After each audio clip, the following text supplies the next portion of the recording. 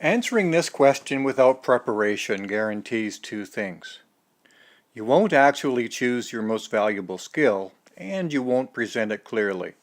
In this presentation, we're focusing on knowing your own skills and communicating them to someone else effectively and credibly. How clearly and accurately do you know your own strengths and weaknesses?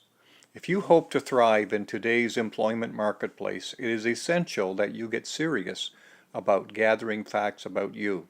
If you seek excellence, and even if you have been casual about doing things well, there are skills that have shown up to others, even if you can't pinpoint them yourself. You are in sales, whether you know it or not, and you need to know your product, which is you. There are many sources of data about you. Gather everything you can and sort through it. What have objective third-party observers said?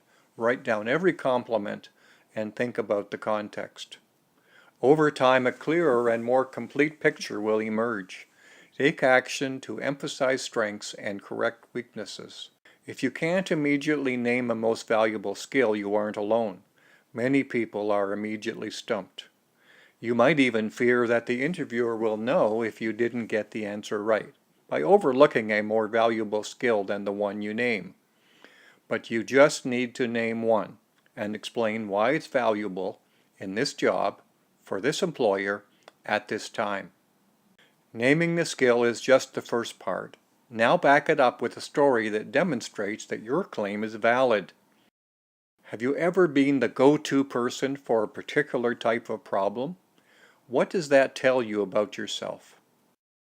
Even your worst critics will acknowledge your strengths, but probably you shouldn't ask them first.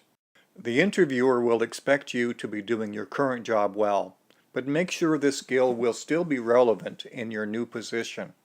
Even your worst critics will acknowledge your strengths, but probably you shouldn't ask them first. We tend to enjoy practicing skills that are naturally easier for us.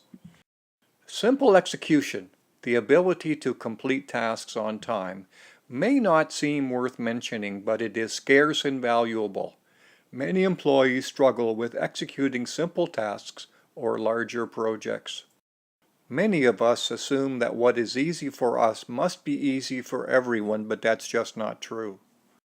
Everything you talk about should be relevant to this position, this organization, this time. Talk about benefit, not just capabilities.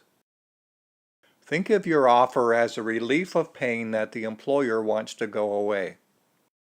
Craft a nice 90-second answer that they'll remember a few days from now. Know what is key for this position, or any position you'd like to move on to. Continually grow existing skills and add new ones. Your job security is always found in delivering a rare and valuable skill the employer needs. I hope that the approach I have described is helpful for you as you prepare for what will probably be a series of job interviews over your lifetime. You'll find a blog post at danarmashaw.com that takes some of these ideas a little further. This is the fifth in a series of in-depth presentations on responding well to 50 common job interview questions. For a complete list of the 50 questions, see the 50 job interview questions presentation right here on YouTube, and visit danarmashaw.com for more resources on preparing for an interview.